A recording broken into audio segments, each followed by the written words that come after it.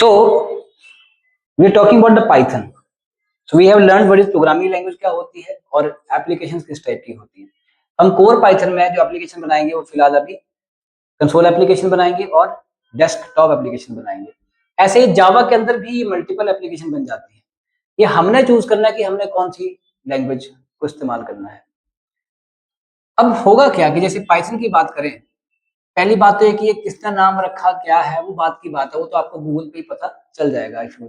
But फिर भी अगर आपने जानना है तो पाइथन क्या है कि एक कोई ऐसा नहीं है, वैसे तो पाइथन स्नेक होता है, बट ये जो नाम रखा गया ये किसी स्नेक के नाम पे नहीं रखा गया है. ये रखा गया है कि जिसने ये बनाई है उसको एक शो पसंद था जिसका नाम था मोंटीज पाइथन कॉमेडी सर्कस. ठीक है ना. और ये 60s का शो था,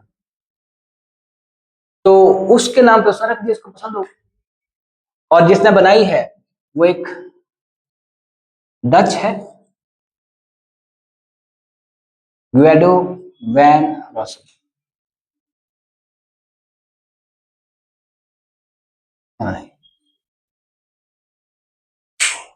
और फिर अभी पाइथन को ज्यादा लोग इस्तेमाल क्यों कर रहे हैं? इसका मेन रीजन क्या है? इसका मेन रीजन ये है, देखो, जब मैं एज बीइंग अ प्रोग्रामर, देखो एक होता है लैंग्वेज को बनाने वाला, एक होता है लैंग्वेज को यूज करने वाला, और फिर लैंग्वेज को यूज करके कुछ बनाने वाला. ये है लैंग्वेज को बनाने वाला, ये है लैंग्वेज को यूज करके कुछ बनाने वाला, और ये है उस जो चीज बनी है उसको यूज करने वाला. एंड यूजर कौन है? जो उस चीज को यूज करता है, उस सॉफ्टवेयर को यूज करता है. अब मान लो कोई फेसबुक ऐप है. अब फेसबुक ऐप किसने बनाई? किसी प्रोग्रामर ने. जरूरी नहीं है कि जो लैंग्वेज उस एप्लीकेशन को बनाने के लिए इस्तेमाल हुई है वो भी उसी ने बनाई होगी. प्रोग्रामर ने क्या किया? एक एप्लीकेशन बनाई. ठीक है, प्रोग्रामर ने एक एप्लीकेशन बनाई, तो लैंग्वेज किसने बनाई? प्रोग्रामर ने. ठीक है, पर लैंग्वेज एक प्रोग्रामर ने बनाई, बट वो लैंग्वेज जो है वो इस प्रोग्रामर ने नहीं बनाई, वो किसी और प्रोग्रामर ने बनाई. उसने उसके लिए कुछ चीजें आसान करके रख दी. इसने उस लैंग्वेज को यूज करके एप्लीकेशन बना दी. कि अगर मैं कोई चीज लिखूंगा कि मुझे ये चीज प्रिंट करवानी है, तो मैं सिर्फ एक लाइन लिखूंगा, ये चीज प्रिंट करके दे दो. तो वो कौन लिखेगा? प्रोग्रामर. पर किसी लैंग्वेज में लिखेगा, मान लो पाइथन में लिखेगा या जावा में लिखेगा. तो अब मैं किस लैंग्वेज को यूज करूंगा जो मुझे फायदा देगी? अब मैं कोई एंड यूजर की बात नहीं कर रहा, मैं बात कर रहा हूँ प्रोग्रामर की. प्रोग्रामर किस लैंग्वेज को यूज करेगा जो उसको फायदा देगी, जो उसके लिए आसान होगी? तो पाइथन क्या है, इसको यूज करते हैं तो इसको बोलते हैं, ये क्या है? एक it is rich in libraries. इस लाइन को समझना थोड़ा सा जरूरी है. रिच मतलब अमीर, बट किस में? इन लाइब्रेरीज. अब ये लाइब्रेरीज क्या है, ये चीज समझना बहुत जरूरी है. What are this libraries in any language? मैंने बात की कि एक आदमी है जिसने लैंग्वेज बनाई, और एक है प्रोग्रामर जो उस लैंग्वेज को यूज करता है और उसको यूज करके कुछ बनाता है. गेटिंग?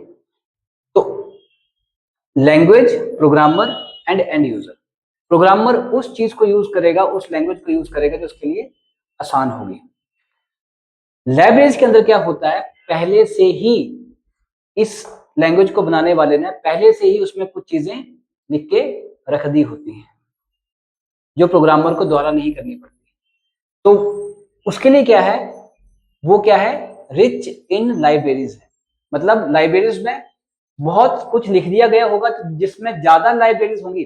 देखो, एक ऐसी लैंग्वेज है जिसमें सिर्फ कंसोल एप्लीकेशन ही बन पा रही है और डेस्कटॉप नहीं बन पा रही है. उसमें सिर्फ एक तरह की एप्लीकेशन ही बन पा रही है, तो मतलब उसमें लाइब्रेरीज कम है. एक ऐसी लैंग्वेज जिसमें कंसोल एप्लीकेशन भी बन पा रही है और डेस्कटॉप भी बन पा रही है. एक ऐसी लैंग्वेज जिसमें डेस्कटॉप भी बन पा रही है, कंसोल भी बन पा रही है, वेब भी बन पा रही है, तो उसमें लाइब्रेरीज और ज्यादा है.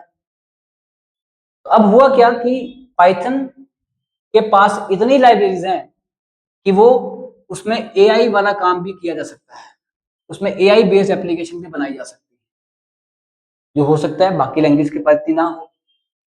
उसके पास वो चीजें भी है, वो पावर भी है पाइथन के पास कि अगर आप पाइथन को सीखेंगे तो बाद में जाकर के उसकी लाइब्रेरीज को आप इजिली यूज कर सकते हैं, क्योंकि वो लाइब्रेरीज उसमें है जो कि एआई एप्लीकेशंस बना सकती हैं। तो वो है कौन सी वाली? ये पाइथन। हो सकता है जावा में ना हो, सी में ना हो, पर पाइथन में है। पहला कारण ये है कि लोग पाइथन को इस्तेमाल क्यों कर रहे हैं? क्योंकि वो रिच इन लाइब्रेरीज है। कुछ बात समझ आई? इसमें वो सारी चीजें पहले से बना के रखी हैं पाइथन को बनाने वाले ने, जो कि जिससे इस तरह की एप्लीकेशन भी बन सकती है। और हो सकता है कि अगर कोई सी पढ़ता है उससे ये एप्लीकेशन ना बने, उसमें लिमिटेड हो, लैंग्वेज वो भी है, उससे बनेगा क्या? बस जैसे मान लो कोई हमारी लोकल लैंग्वेज है, अब लोकल लैंग्वेज जो है वो सिर्फ एक एरिया तक इस्तेमाल हो पा रही है, इसलिए वो ज्यादा यूज नहीं होती है। अब इंग्लिश लैंग्वेज जो है वो क्या है? ग्लोबल है, उससे आप यहां पे भी बात आप कर पा रहे हो, यहां से निकल करके भी बात कर पा रहे हो, कंट्री छोड़ करके भी बात कर पा रहे हो। ज्यादा फेमस कौन होगी फिर? इंग्लिश। ऐसे ही पाइथन है कि पाइथन की जो लाइब्रेरीज हैं, क्योंकि एक तो लैंग्वेज है ना, लैंग्वेज को मैं इस्तेमाल कर रहा हूं बोलने के लिए, तो अगर उसमें शब्द ही नहीं होंगे इंग्लिश और वो लैंग्वेज में पॉपुलर ही नहीं है तो फिर मैं इसको यूज नहीं कर पाऊंगा। तो ये जो है पाइथन, इसमें बहुत सारी क्या है, लाइब्रेरीज है, बस इसलिए लोग इसको ज्यादा यूज करते हैं। दूसरा, इसको ये कहा जाता है कि इजी टू यूज है। पर अब इजी टू यूज कहना उस आदमी के लिए जो पहली बार ही पाइथन पे आ रहा है इतना ज्यादा सूट नहीं करता है। बट हाँ, जिसने बाकी लैंग्वेजेस पढ़ी होंगी, जिसने सी पढ़ा है, जिसने जावा पढ़ा है, वो उसको पता लगता है कि इजी टू यूज क्यों कहा जा रहा है। क्योंकि वहां पे जो कोड लिखने को, किसी कोड को लिखने में आपको 6-7 लाइन लिखनी पड़ती थी, वहां पर वो कोड एक लाइन में लिखा जा सकता है। अगर कोई कोड लिखना है और वो जावा लैंग्वेज में है, अगर वो लिखना है तो आपको जहां पे 6-7 लाइन लिखनी पड़ती थी, वो पाइथन को यूज करके एक ही लाइन में लिखा जा सकता है। This is what is happening in the case of Python. इसीलिए लोग पाइथन को ज्यादा इस्तेमाल कर रहे हैं। तीसरा कारण जो है, ये पहला है, ये दूसरा है, एंड थर्ड, तीसरा कारण जो है वो क्या है? तीसरा कारण है इसको यूज करने का, वो है ओपन सोर्स। अब ओपन सोर्स का मतलब क्या है? ओपन सोर्स का मतलब है फ्री टू यूज। ये मतलब कोई भी आए और इस लैंग्वेज को यूज करे और एप्लीकेशन बना सकता है, वो आपसे पैसे नहीं मांगेगा। पाइथन वाला इसने लैंग्वेज, जैसे एंड्रॉयड ऑपरेटिंग सिस्टम है, ये कोई भी कंपनी लेती है और इसको अपने फोन में डाल देती है, चाहे वो कंपनी वीवो की हो, चाहे वो कंपनी ओप्पो की हो, चाहे वो सैमसंग की हो, आप सभी में देखोगे वहां पर एंड्रॉयड ऑपरेटिंग सिस्टम है और वो फ्री ऑफ कॉस्ट है। तो कोई भी कंपनी डालती है, उसको डाल देती है। फिर एंड्रॉयड पैसे कहां से कमाता है? अपने प्ले स्टोर से। हाँ, जब उस पे एप्स के थ्रू कमाता है एंड्रॉयड, जब हम उसमें रजिस्टर करेंगे, क्योंकि मैंने कोई एप्लीकेशन बनाई है तो मुझे प्ले स्टोर पे डालनी पड़ेगी, तो उसके वो चार्जेस लेता है। ठीक है। एप्पल की जो है, एप्पल ने अपने रखा है सेपरेट। एप्पल का ऑपरेटिंग सिस्टम सभी के लिए नहीं है, वो सिर्फ एप्पल के लिए है। वो कहीं नहीं बेचते, वो सब नहीं रखते अपने फोन के लिए। जैसे iOS अगर फोन की बात करें, पर एंड्रॉयड ओपन सोर्स है, कोई भी इस्तेमाल कर ले, कोई भी यूज कर ले। सो एंड्रॉयड इज ओपन सोर्स। वैसे पाइथन लैंग्वेज क्या है? ओपन सोर्स है, मतलब कोई भी चाहे तो उसमें अपनी एप्लीकेशन बना सकता है। तो तीन चीजें हैं इसकी खूबियां, एक है रिच इन लाइब्रेरीज, एक है इजी टू यूज, और एक है ओपन सोर्स। इसीलिए लोग पाइथन को इस्तेमाल कर रहे हैं। लोग कौन? प्रोग्रामर्स, एंड यूजर नहीं। लैंग्वेज का जो कस्टमर है वो कौन है? Programmer itself. और प्रोग्रामर का जो कस्टमर है वो कौन है? And user. जैसे व्हाट्सएप यूज कौन करता है? And user. बनाया किसने? प्रोग्रामर। और लैंग्वेज का इस्तेमाल किया होगा उसको बनाने के लिए, और वो जरूरी नहीं है कि वो लैंग्वेज व्हाट्सएप वाले ने ही बनाई, उसने कोई और लैंग्वेज का इस्तेमाल किया होगा, वो किसी और ने बनाई होगी। बात समझ आ रही है?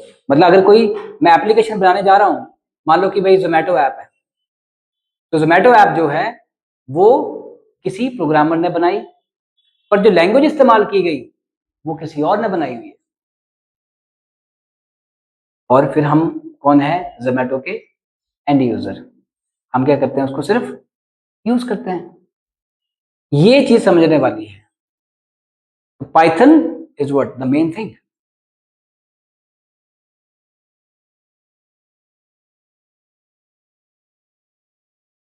तो इसको लिखो, किसकी क्या क्या खूबी है? One is Python is rich in libraries, second easy to, that is what you know, easy to use and open source. ये लिखो।